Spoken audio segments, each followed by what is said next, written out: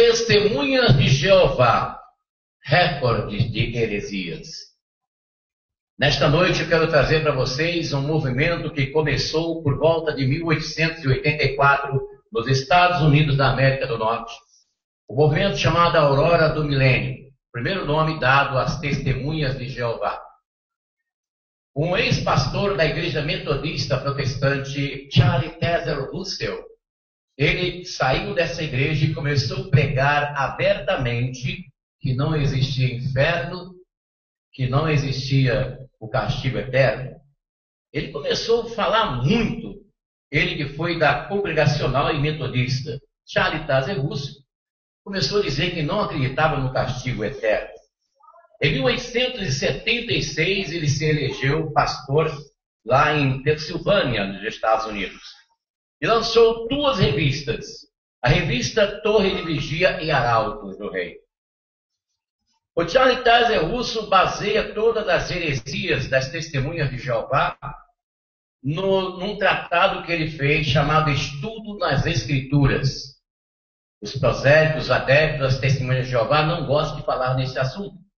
Eles dão a entender que os ensinos que eles ensinam no Salão do Reino são baseados na Bíblia, mas que fundamentalmente os ensinos heréticos que as Testemunhas de Jeová ensinam para o povo e para os seus prosélitos e adeptos são baseados no estudo das Escrituras de Charlie Taze Russell e Seja Deus Verdadeiro, duas obras feitas por eles.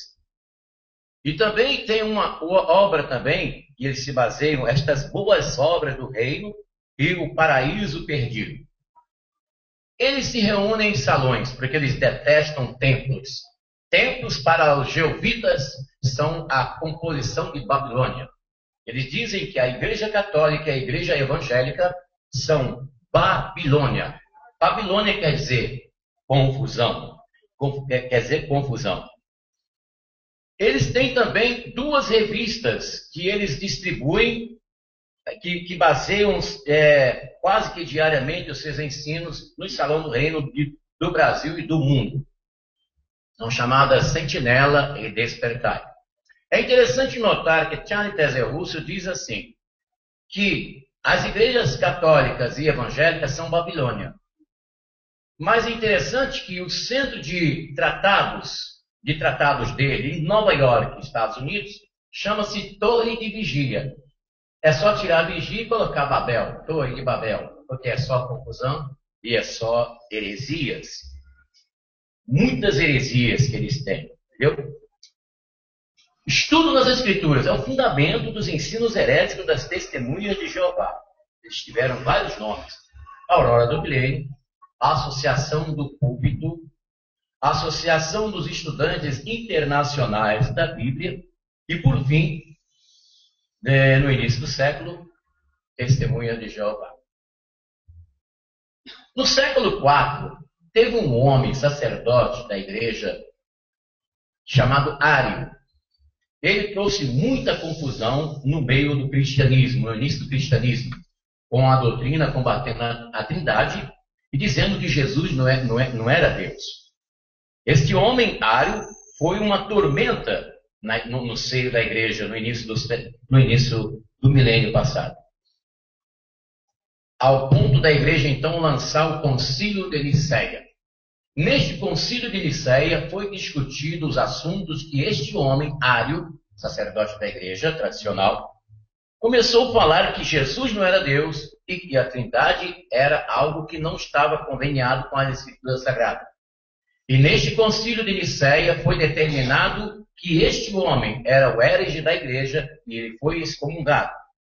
O passar do tempo, por volta de 1884, retorna novamente no cenário religioso cristão as mesmas cenas que Ário trouxe no século IV, através das Testemunhas de Jeová, através de Charlie Taze Russell. Um congresso realizado em Santa Bárbara do Oeste, interior de São Paulo, no ano 2002, no mês de julho, mês 7 de 2002. Neste congresso das Testemunhas de Jeová, os dirigentes que estavam lá, juntamente com várias representações do Brasil, eles perguntaram no início da reunião: vocês acreditam em Jesus Cristo? Dava até a impressão que se tratava-se de uma reunião evangélica, mas não. Nem era uma reunião evangélica e nem católica. Você não pode confundir Testemunhas de Jeová com os grupos do cristianismo. Eles são totalmente antagônicos, baseados nas suas heresias. O Tratado Torre de Vigia confeccionou uma Bíblia deturpada. A Bíblia das Testemunhas de Jeová é uma Bíblia deturpada. Existe exoneração de versículos e versículos deturpados. Então, se você, porventura, você que está me ouvindo aqui agora no santuário, você que me ouve em gravação pela internet através do nosso canal ou de qualquer parte do Brasil e do mundo, que entenda a língua portuguesa, e se você tiver a Bíblia Torre de Vigia das Testemunhas de Jeová, por favor, considere como anátema, porque é uma Bíblia deturpada, uma Bíblia muito deturpada. Eles confundem, eles começaram a dizer que o nome único de Deus é Jeová. E nós sabemos que existem os nomes de Deus na Bíblia, o nome em ocasiões especiais e o nome genérico de Deus. Claro que na Bíblia existem nomes nas Escrituras que confundem-se com os deuses pagãos. Mas nós conhecemos, dentro das Escrituras Sagradas, o nome de Deus, o YHWH, dito pelos judeus, que é aquele que era, que é e há de vir, Yahvé. Mas essa palavra Jeová, entende-se o estudioso da Bíblia, que ela não tem conexão exata com a expressão do nome real de Deus. Isso veio de um tempo para cá. Até 1930, as Testemunhas de Jeová acreditavam que Jesus morreu na cruz. Mas de 1930 para cá, eles passaram então a acreditar que Jesus morreu numa estaca. Isso não tem base nem histórica, não tem base escriturística na Bíblia Sagrada, mas eles inventaram essa heresia. Eles disseram que Jesus morreu numa estaca, sendo que até o inferno sabe que Jesus morreu na cruz. Mas as Testemunhas de Jeová dizem que Jesus morreu numa estaca. Até 1954, as Testemunhas de Jeová adoravam Jesus. Até mesmo o próprio fundador do movimento russelita, o Charles Taze Russell, ele adorava Jesus. Mas a partir de 1954 para cá, os russelitas, a Associação Torre de Vigia, achou por bem dizer que não se deve adorar Jesus. E eles, na Bíblia deles, no capítulo 1 de Hebreus, no versículo 6, vamos ver o que está escrito aqui no livro de Hebreus. No livro de Hebreus, capítulo 1, versículo 6. Nós vamos encontrar aqui dizendo assim, olha o que diz a palavra de Deus. Diz assim: pois a quem dentre os anjos disse Deus alguma vez, tu és meu filho, e hoje te gerei, ou então serei para ele um pai? Versículo 6. Novamente, ao introduzir o seu primogênito na terra, diz: todos os anjos de Deus o adorem. Note bem, aqui no livro de Hebreus está escrito que todos os anjos de Deus adorem. Adorem quem? Adorem o Senhor Jesus Cristo. Yahushua. Nós vemos no livro do Apocalipse o nosso Senhor sendo, na visão do Apocalipse, o nosso Senhor sendo glorificado. Na visão que João viu na ilha de Patmos. Mas as Testemunhas de Jeová, a partir de 1954 para cá, eles passaram a dizer nos seus tratados, nos seus ensinos, que não se deve adorar Jesus. Então, na Bíblia deles, na Bíblia das Testemunhas de Jeová, esse versículo está deturpado. Lá, eles colocam, ao invés de falar adorar, coloca homenagem, que é diferente de adorar. Só para poder autoafirmar a heresia de que não se deve adorar Jesus Cristo. Charles Taze Russell morreu e assumiu o comando da seita o Rutherford. Rutherford, ele era um homem muito rico, juiz. Ele contribuiu financeiramente muito forte para a proliferação da seita nos Estados Unidos no início do século passado. E o Rutherford que foi o sucessor de Charles Taze Russell, ele começou a dizer que somente 144 mil pessoas iriam para os céus.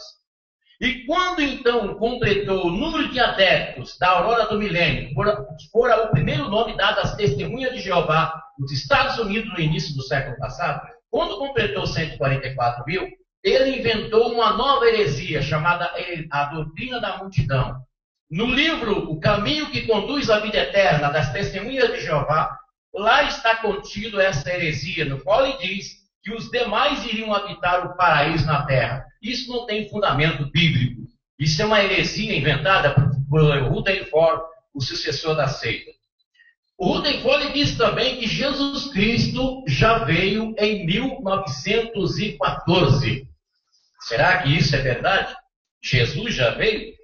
Vamos ver na Bíblia como será a vinda de Jesus, para nós sabermos se realmente o Rutherford está com a razão. Capítulo 1 do livro do Apocalipse, versículo 7. Eis-o que vem com as nuvens, todos os olhos o verão, mesmo aqueles que o transpassaram. Eis que vem com as nuvens, e todos os olhos o verão.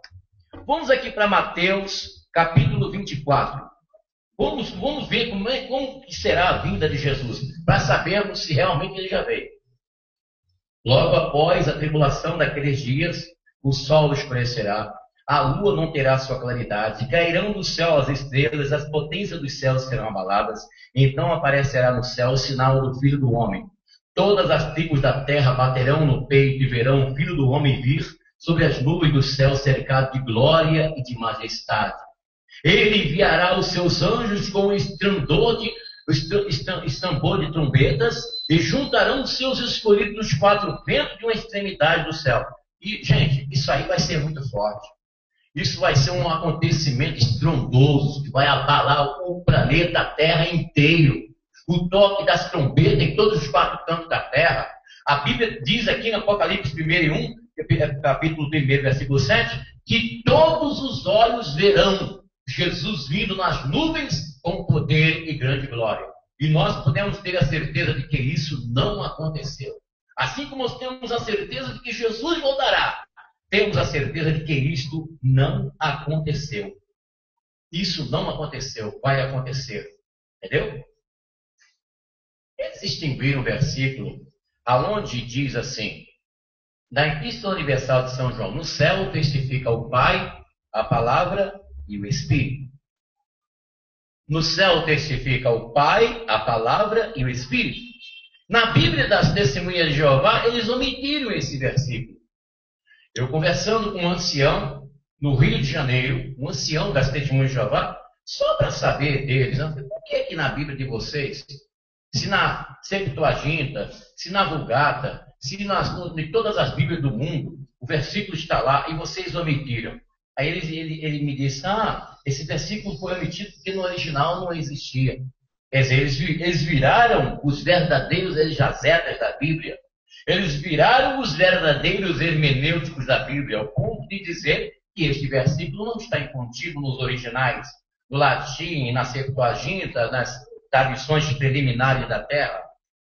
Bom, eles detestam o povo de Deus. Eles detestam o povo cristão. Mas são esses que são mais visados pelas testemunhas de Jeová. Diríamos que, segundo a estimativa, mais de 30% dos adeptos das testemunhas de Jeová no Brasil e no mundo foram de igrejas católicas e evangélicas que foram conquistadas por eles. Eles não consideram a igreja evangélica, a igreja católica. E eles ensinam aos seus adeptos a se opor àqueles que não são conveniados com as heresias de Charles Taze Russell e de Rutherford. Sobre Jesus, o que diz as testemunhas de Jeová? Ele diz que Jesus é um Deus de Deus minúsculo. Eles não acreditam na divindade de nosso Senhor. O capítulo 1 do Evangelho segundo escreveu São João está bem explícito. No princípio era o Verbo. O Verbo estava com Deus. O Verbo era Deus. Verbo aí, palavra, Jesus. E o Verbo se fez carne e habitou entre nós. O nosso Senhor, no capítulo 17, na oração sacerdotal, ele orando ao Pai, disse: Pai, glorifica-me com a glória que eu tive contigo desde a fundação do mundo. Se fôssemos falar dos versículos da Bíblia onde afirma a divindade de nosso Senhor, nós faríamos aqui uma vigília somente sobre isso. Tá? Nós lemos aqui em Isaías, olha só o que diz o profeta Isaías, 700 anos antes de Jesus nascer, acerca do Messias. Olha o que ele diz. Porque o menino nos nasceu, um filho foi dado. A soberania repousa sobre os seus ombros, e ele se chama Conselheiro Admirável, Deus Forte, Pai da eternidade, Príncipe da paz. O seu reino será grande, e a paz será sem fim. Sobre o trono de Davi em seu reino, e firmará e manterá pelo direito e pela justiça, desde agora e para sempre. Meus amados irmãos, meus amigos que me ouvem, Jesus não é transitório. Jesus não tem idade de início e fim, não. Jesus é eterno, pessoal. Ele é Deus. Porque em Apocalipse nós podemos ver no capítulo 1, versículo 8.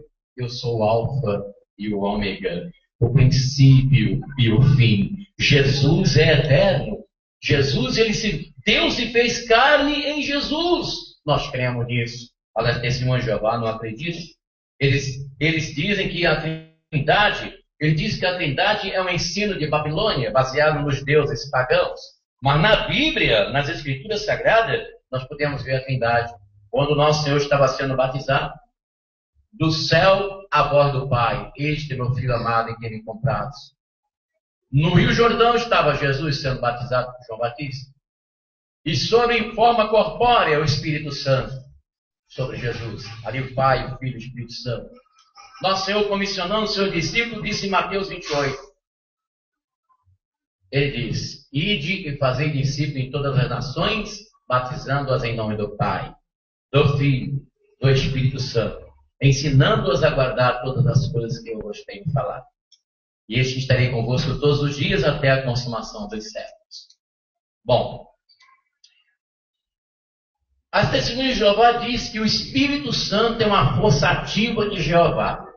Na Bíblia, tradução Novo Mundo, no capítulo 1 de Gênesis, na nossa Bíblia diz assim: no princípio criou Deus os céus e a terra. A terra era sem forma e vazia.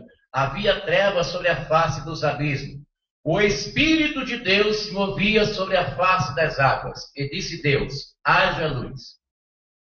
Agora, na Bíblia das Testemunhas de Jeová, eles dizem assim: no princípio criou Deus os céus e a terra sem forma e vazia, havia trevas sobre a face do abismo, e a força ativa de Jeová se movia sobre as águas.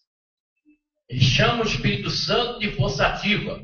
Eles não acreditam que o Espírito Santo é Deus, que o Espírito Santo é uma pessoa, mas nós entendemos na Bíblia Sagrada que o Espírito Santo é uma pessoa, porque ele fala.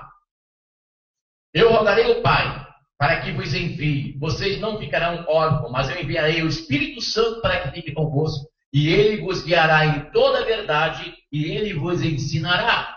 Será que uma força ativa teria condição de ensinar? Será que como diz o apóstolo São Paulo na Epístola aos Romanos, ele diz que o Espírito Santo intercede por nós com gemidos inexprimíveis. Uma força ativa iria interceder? E nós vamos ver no capítulo 5 de Atos dos Apóstolos, o Espírito Santo ali como Deus na boca do apóstolo São Pedro. Quando Safira e Ananias chegaram e enganaram os apóstolos com a oferenda que tinha que oferecer à igreja, ali eles omitiram uma parte e o Pedro repreendeu e disse: não mentistes aos homens, mas a Deus, ao Espírito Santo. O Espírito Santo, nas Escrituras Sagradas, ele é uma pessoa e não força ativa, como diz as testemunhas de Jeová. Bom, sobre a salvação, olha que ridículo que eles dizem. Eles dizem, pessoal, olha só, que o sangue de Jesus Cristo, que o sacrifício de nosso Senhor não é suficiente para salvar o pecador. Olha que ensino diabólico, pessoal. Satanás e os demônios, os ateus, não obstante não acreditar em Deus, mas tem a consciência, sabe, através da pregação do Evangelho, os materialistas, os agnósticos, os gnósticos, aqueles que são incrédulos, aqueles que são defensores de heresias, já ouviram e até mesmo acreditam, só não aceitam, que Jesus Cristo é o Salvador. Até Satanás sabe disso, mas as testemunhas de Jeová dizem que Jesus não é suficiente. O sacrifício que foi feito na cruz não é suficiente para salvar a alma humana. Então, o que seria suficiente? Seria ser adepto do movimento de Echai Delerusa e Teruta e Fó. Que coisa ridícula. Que coisa terrível, pessoal. O apóstolo São Paulo, escrevendo para Timóteo, no capítulo 1, versículo 15, ele diz assim: esta é uma palavra fiel e digna de toda aceitação, que Cristo Jesus veio ao mundo para salvar os pecadores, do qual eu sou o principal. Nós vemos nas Escrituras Sagradas que Jesus Cristo é o Salvador até o inferno, sabe disso, mas as testemunhas de Jeová dizem que não.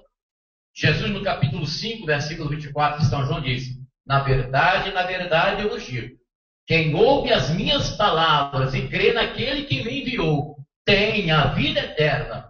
Não entrará em condenação, mas passou da morte para a vida. Jesus é o Salvador, meus irmãos, povo de Deus. O salário do pecado é a morte, diz o apóstolo São Paulo, mas o dom gratuito de Deus é a vida eterna em Cristo Jesus, nosso Senhor. Na Bíblia existe um versículo, se nós não tivéssemos versículo nenhum para entender o plano de salvação de Deus, somente o capítulo 3, versículo 16 do Evangelho segundo escreveu São João, nos transmitiria a mensagem mais sublime do universo dessa terra. Está escrito que Deus amou esse mundo de uma maneira tal que deu o seu Filho único para que todas as pessoas que crescem nele e na sua palavra fossem salvos pelo amor de Deus. Olha só que maravilha. Capítulo 3, versículo 16 do Evangelho segundo escreveu São João. Deus amou o mundo de uma maneira tal que enviou Jesus. Então nós vamos ficar com a Bíblia. Não vamos aceitar os ensinos das testemunhas de Jeová, que diz que Jesus, o sacrifício dele, não foi suficiente para salvar os pecadores. Nós podemos ter a certeza que este ensino é um ensino diabólico, é um ensino que te leva à condenação eterna e não à salvação. As testemunhas de Jeová sobre a mortalidade da alma eles são iguais aos adventistas. Eles não acreditam que nós temos a alma, que nós somos alma vivente. Vamos lá para o livro de Gênesis, capítulo 1, versículo 26. Quando o nosso Deus fez o homem, o que ele fez? Ele pegou o primeiro elemento, pegou o pó e formou o corpo do homem. Primeiro elemento. Segundo elemento, a Bíblia diz que ele soprou. Yahvé soprou naquela matéria, naquele corpo formado. Segundo elemento, corpo, o sopro, o espírito, e aquele corpo tornou-se alma vivente. Então nós vimos o corpo, um elemento, o espírito sendo soprado por Yahvé, e o homem ficando vivo, tornando-se alma vivente. Os três elementos. Quando Deus disse assim, façamos o homem segundo a nossa imagem e semelhança, no capítulo 1 de Gênesis, versículo 26 e 27, ele estava querendo expressar e ensinar para nós o seguinte, que assim como ele, na sua divindade, se manifesta em três pessoas distintas, Pai, Filho e Espírito Santo, também nós, na formação da criação, fomos criados na unidade triúnica, corpo, alma e espírito. Você vai ver em Tessalonicenses, Paulo falando para a igreja, santificado seja o vosso corpo, vossa alma e o vosso espírito. Seja santificado o vosso corpo, a vossa alma e o vosso espírito. Bom, sobre este assunto, pessoal, a Bíblia tem muito mais versículos, mas vamos continuar aqui. Céu e inferno. As testemunhas de Jeová não acreditam. Eles não acreditam. Eles dizem que o inferno é uma sepultura. Quando eu morava em Itaquera, na zona leste de São Paulo, uma testemunha de Jeová bateu em nossa porta. Muito bonita a senhora. Estava acompanhada mais de 2 pessoas. O ato do proselitismo das testemunhas de Jeová é algo especial. Eles são treinados a serem educados. Eles são educados. Eles não são pessoas desaforentas, são pessoas que sabem falar, comunicar, os ensinos dos israelitas. E aquela mulher chegando lá onde estava residindo com a minha família, lá na rua José Gonçalves, lá no Itaquera, perto da faculdade de Rio Branco, ela disse assim: bom dia, Senhor. Você sabe aonde é o inferno? E eu disse assim: se a senhora cavar aí nos seus pés 1 metro para baixo, a senhora está no inferno. Ela: oh, o senhor está inteirado nos ensinos da verdade? E aí comecei a falar outras coisas, né? Outras coisas que a seita ensina.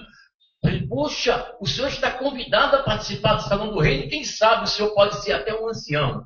O que é um ancião? É um pastor do Salão do Reino. Tipo um pastor, né? O senhor serve para ser o senhor conhece os ensinos os ensinos os ensinos do reino, o senhor sabe.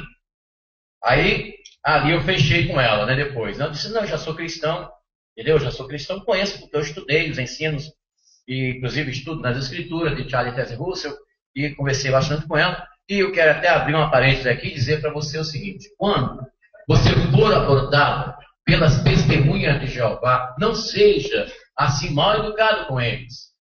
Eles são educados para falar com vocês. Simplesmente você diga para eles que você é uma pessoa que já tem uma fé formada e que já frequenta a igreja, somente isso.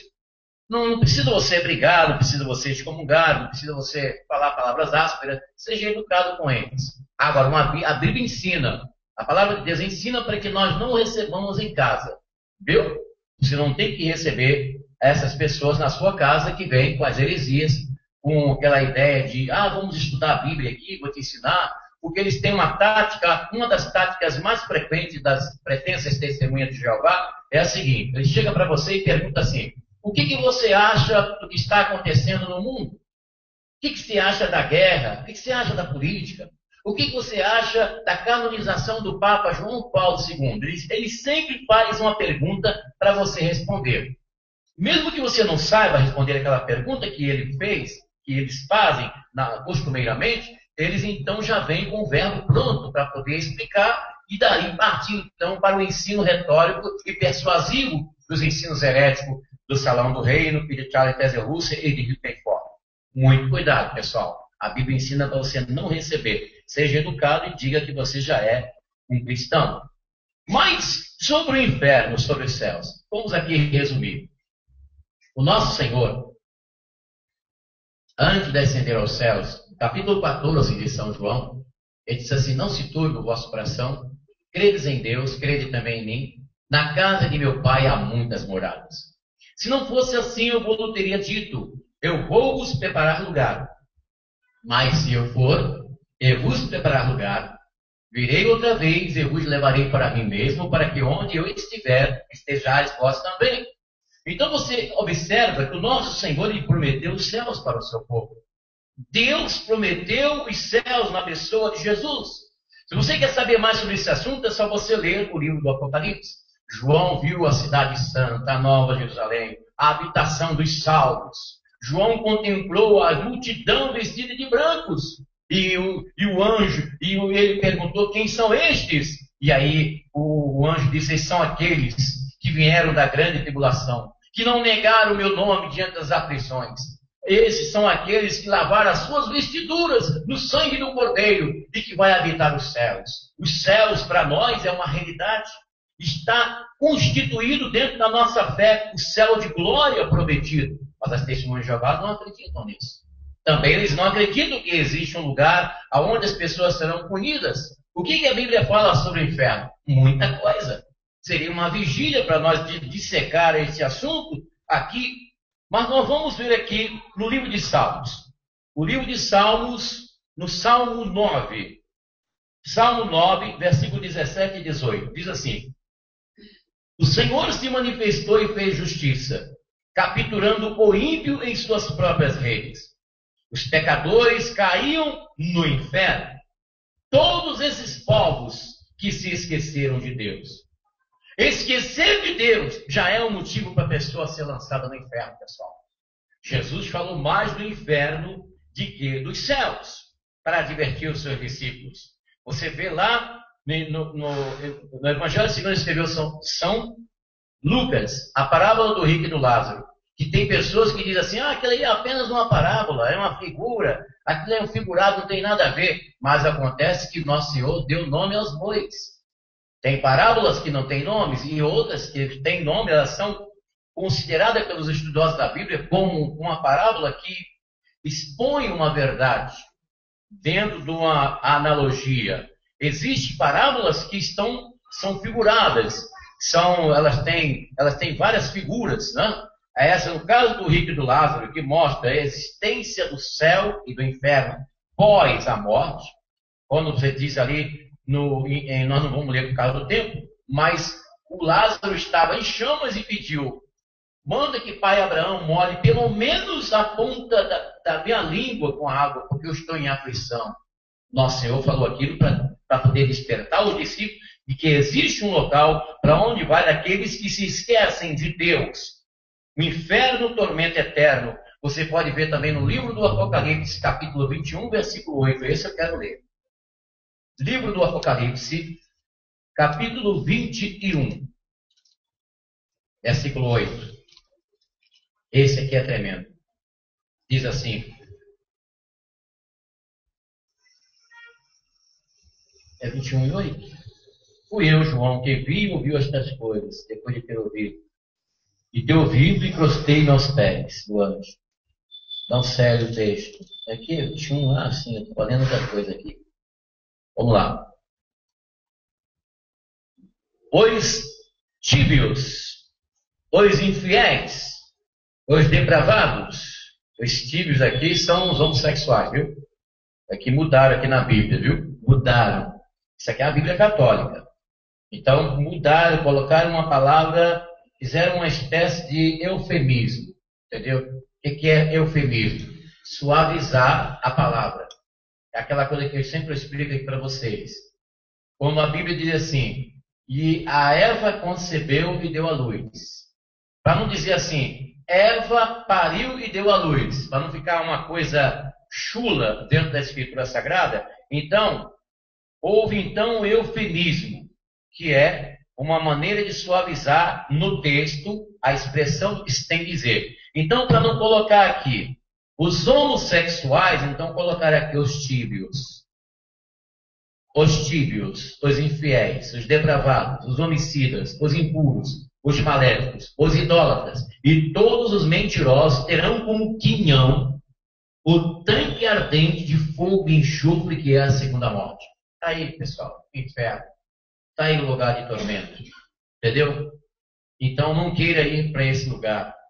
Não queira ir para esse lugar de tormento. Se você tiver Jesus na sua vida, você irá ter a vida eterna, como ele prometeu. As testemunhas de Jeová ensinam que não se deve respeitar, não se deve submeter às autoridades constituídas. O jovem das testemunhas de Jeová, eles não servem às forças armadas. Vocês sabiam disso? Vocês sabiam que o jovem, aos 18 anos, como aqui no Brasil, ele tem que se apresentar à Marinha ou ao Exército ou à Aeronáutica para servir às forças armadas, para servir a pátria? Isso é obrigado, isso aí é lei, é obrigado o cidadão, o jovem com 18 anos, se apresentar nas forças armadas. Mas as testemunhas de Jeová dizem que essa obrigatoriedade não pode haver entre os jovens que fazem parte do movimento. E com certeza alguém está de olho com essa situação. O que diz a Bíblia sobre essa situação de submissão às autoridades constituídas? Vamos aqui para o capítulo 13 da carta de Paulo aos Romanos. Cada qual seja submissa às autoridades constituídas, porque não há autoridade que não venha de Deus, e as que existem foram instituídas por Deus. Assim, aquele que resiste à autoridade opõe-se à ordem estabelecida por Deus, e aos que ele se opõe atrai sobre si condenação. Em verdade, as autoridades inspiram temor, não porém a quem pratica o bem, e sim para quem faz o mal. Queres não ter e temer a autoridade? Faça o bem e terás o louvor dela, porque ela é instrumento de Deus para o teu bem. Mas se fizeres o mal, teme, porque não é sem razão que levará a espada e praticará a justiça. A espada aqui quer dizer justiça. E ministro de Deus para fazer justiça e para exercer ira contra aquele que pratica o mal. Aqui não precisa explicar nada, já está explícito. Toda a autoridade foi constituída por Deus. Então, é sim um dever do cristão se submeter às leis da sua nação, do seu país, e cumprir os deveres como cidadão e cidadã. Quais são os nossos deveres que temos que cumprir para com a nossa nação brasileira? As exigências da lei, as exigências da sociedade, nós temos que cumprir sim, porque a Bíblia manda fazer isso. Mas as testemunhas de Jeová diz que não. Baseado em quê? Não sei. Eu tomei conhecimento, no Rio de Janeiro teve um programa na Rádio Globo, onde fez uma discussão muito forte sobre um caso que aconteceu lá de uma mulher que teve o seu filho internado no Hospital Getúlio Vargas. E ele precisava de uma transfusão do sangue urgente. E essa família fazia parte das testemunhas de Jeová. A mãe foi no hospital, juntamente com o pai, com a família, e disse para os médicos: eu não aceito que o meu filho receba sangue de outra pessoa, porque as testemunhas de Jeová proíbem a transfusão de sangue. E foi uma polêmica muito grande. O programa de rádio comentou, os jornais do Rio comentou aquela situação. E conclusão, a criança morreu. E foi uma polêmica, quiseram até levar a mulher para a justiça, fizeram uma crítica muito forte, e ficou uma polêmica que eu não vi a conclusão dessa polêmica. Mas nós sabemos, eu não sei até agora qual é a posição deles, mas até no último informação que eu tive, é de que eles não aceitam a transfusão de sangue. Eles fazem confusão com Gênesis, capítulo 9. Vamos ver aqui. Capítulo 9, versículo 4. Que diz assim: somente não comereis carne com a sua alma, com sangue. Vamos aqui para Levítico. Levítico 17, que é o terceiro livro da Bíblia, versículo 10 e 3. Eles fazem confusão com essas duas partes aqui que nós lemos em Gênesis 9, 4 e 17 de Levítico, terceiro livro de Moisés, tá? Versículos 10 e 13, que diz assim: a todo israelita, todo estrangeiro que habita no meio deles e que comer qualquer espécie de sangue, voltarei minha face contra ele, exterminarei do meio do seu povo. Pois a alma da carne está no sangue, e dei-vos esse sangue para o altar, a fim de que ele sirva de expiação para vossas almas, porque é pela alma que o sangue expia. Eis que eu disse aos israelitas: ninguém dentre vós comerá sangue, nem o estrangeiro que habita no meio. Então nós podemos ver nesse texto que nós lemos em Gênesis capítulo 9, versículo 4, e Levítico capítulo 17, versículo 10 aqui, 10 até o 13, que as testemunhas de Jeová faz confusão com três verbos: o verbo comer, o verbo doar e o verbo receber. Para nós concluirmos essa parte, o cristão pode doar sangue? Pode. Em que base da Bíblia podemos doar sangue? Nosso Senhor, no capítulo 10 do Evangelho segundo escreveu São João, ele disse: eu sou o bom pastor dá a sua vida pelas ovelhas. O primeiro doador de sangue foi Jesus. O cristão pode doar sangue? Sim. O que o cristão não pode, segundo a Bíblia, é comer sangue. Comer sangue não. Nós cristãos, segundo a palavra de Deus, tanto os judeus quanto os cristãos do Novo Testamento, da dispensação da graça, segundo o capítulo 15 de Atos dos Apóstolos, no primeiro concílio da igreja, Pedro com os apóstolos determinou, por orientação do Espírito Santo, que o povo de Deus não poderia comer sangue, carne sufocada. Então esse negócio de frango, ao molho pardo, essas coisas que tem aí, que vende nos restaurantes, você não pode comer. Agora, doar sangue e receber sangue, você pode. Você pode. Não existe na Bíblia essa proibição. As testemunhas de Jeová faz uma confusão com isso. Jesus Cristo, nosso Senhor, ele nos orientou, dizendo: acautelai-vos dos falsos profetas, que vêm até vós como ovelhas, mas são lobos devoradores. Nós não temos nada contra as pessoas que fazem parte do salão do reino das testemunhas de Jeová. Assim como nós amamos os nossos irmãos em Cristo, assim como nós amamos as demais pessoas, nós também amamos os prosélitos das testemunhas de Jeová. A nossa briga é nas ideias, a nossa briga é contra as heresias expostas pela seita, pelo movimento que cresceu nos Estados Unidos e no mundo. São mais de 100 países onde as testemunhas de Jeová já chegaram. Aqui no Brasil é o maior movimento depois dos Estados Unidos, vocês sabiam? Depois dos Estados Unidos, as testemunhas de Jeová têm aqui no Brasil o seu segundo maior movimento do mundo.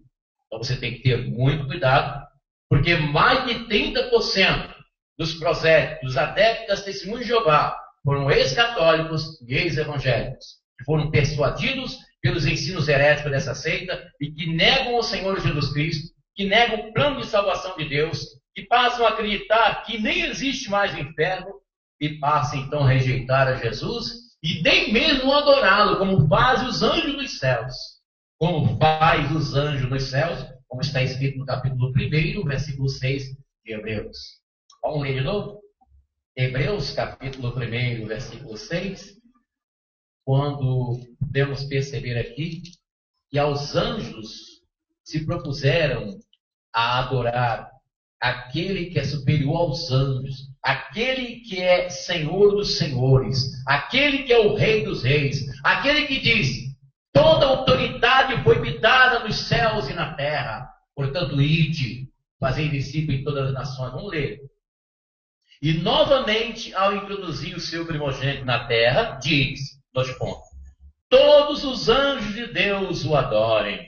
Davi já dizia isso lá no Salmo 96, versículo 7. Todos os anjos de Deus o adorem. Ora, se os anjos de Deus adoram Jesus, será que os anjos, qual foi o motivo dos anjos glorificar Jesus?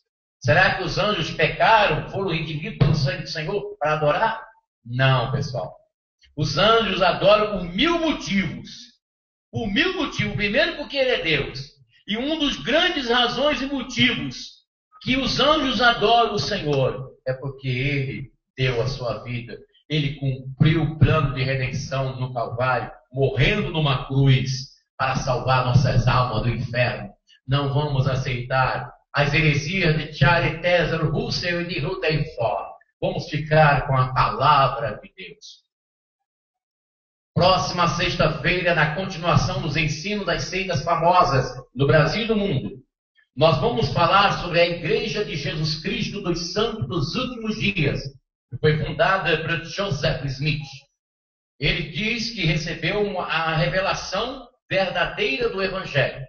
Nós vamos trazer até vocês o livro de Mormon, o livro dos Mormons, que é a Bíblia dos Mormons. Eles acreditam que aquele livro foi entregue por um anjo chamado Moroni. Nós vamos citar alguns versículos contidos no livro de Mormon, aonde eles negam a veracidade das Escrituras Sagradas. Quem são os Mormons? E suas doutrinas, seus ensinos? Em que eles creem? Como que é a formatação doutrinária da Igreja de Jesus Cristo dos últimos dias? Próxima sexta-feira eu convido você para estar conosco aqui no Santuário Yahvé de Santo Amaro, da Desembargador Bandeira de Melo 513, onde nós falaremos sobre a Igreja de Jesus Cristo dos Santos dos últimos dias. Ainda vamos falar sobre outros movimentos que existem no Brasil e no mundo, também sobre a grande igreja que abalou a história do meio evangélico brasileiro, Igreja Universal do Reino de Deus, fundado por Edir Macedo em 1977, na abolição Rio de Janeiro. Como que é a Igreja Universal? Por que ela cresce tanto? Uma reportagem que saiu na revista Veja disse assim: Igreja Universal, a igreja que assusta. Por que ela assusta? Que igreja é essa? Como que é o funcionamento dela? Templo de Salomão. Esse templo que vai ser lançado e inaugurado pela Universal do Reino de Deus aqui em São Paulo. Que vai ser a sede mundial da Igreja Universal do mundo. Que templo é esse? Será que isso está dentro do projeto divino, a construção desse templo? O que é o Templo de Salomão que foi construído no Brás pela Igreja Universal? Nós vamos falar sobre esse assunto baseado nas Escrituras Sagradas, a Palavra de Deus. O movimento pentecostal que tem crescido assustadoramente no Brasil. Como que se originou o movimento pentecostal no Brasil? desde a chegada de Daniel Berg e Gunnar Pingley, por volta de 1910 e 1911, em Belém do Pará, de Los Angeles, Estados Unidos. Nós vamos explicar detalhadamente como que foi a formação do movimento pentecostal, o que é batismo do Espírito Santo. Cair no Espírito, o que é isso? O que significa isso aí? Isso tem na Escritura Sagrada? Nós vamos continuar falando sobre este assunto também, sobre o movimento carismático da Igreja Católica. Seria o movimento carismático uma ferramenta usada pelo Vaticano para poder fomentar e unir e consubstanciar as religiões através do movimento chamado ecumenismo? O que é ecumenismo? Domingo nós vamos falar sobre esse assunto. Domingo que vem agora, depois de amanhã, nós vamos falar sobre a canonização de João Paulo II. Por que que o Vaticano, através do seu tribunal canônico, acelerou a canonização do Papa João Paulo II? Por que essa pressa? O que significa isso dentro das Escrituras? Próximo domingo aqui, nós vamos falar sobre isso em nome de Jesus. Essa é uma transmissão diretamente do Santuário Yahvé de Santo Amaro, São Paulo, capital, que fica localizada na rua Desembargador Bandeira de Melo, número 513. Eu sou o Bispo Afonso Querubim, tenho uma imensa alegria de estar aqui com vocês. Eu quero dar uma alô para todo o pessoal que me segue através do Google, através do Facebook, do Orkut, você que me acompanha principalmente pelo YouTube, canal Yahvé. Você que ainda não se inscreveu, é fácil, é só você clicar nessa parte vermelha que tem aqui embaixo, inscrever-se. Você clica ali, automaticamente você vai estar inscrito. O que acontece? Quando nós postarmos os vídeos aqui, das gravações das palavras de Deus, automaticamente você recebe aí no seu canal esses vídeos. Você em qualquer parte do Brasil e do mundo. Você é só clicar que você vai receber, assim, automaticamente, no sistema maravilhoso do YouTube, você vai receber aí. E outra, quando você dá um joinha nos nossos vídeos, você contribui também para a disseminação, para espalhar o vídeo pela internet.